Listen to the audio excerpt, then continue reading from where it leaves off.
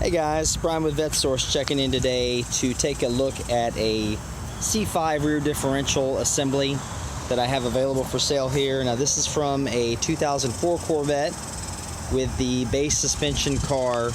This unit is a complete Getrag, I guess that's how you pronounce that. I may be doing that wrong.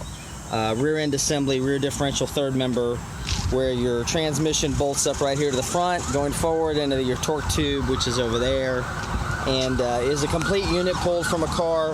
Now you can see this carries GM part number 1255-4837. This is the 273 geared rear end, so this is not the performance axle. This would be the base axle.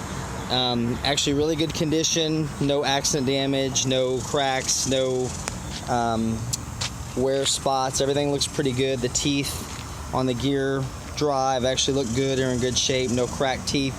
So everything looks pretty nice. So this one's ready to install in your car. If you need a new one for it, I've got this one available.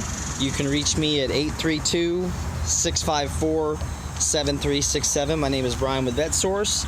I've been dealing in nothing but Corvette parts for over 20 years, so I always have more parts available. Talk to you guys soon. Thanks.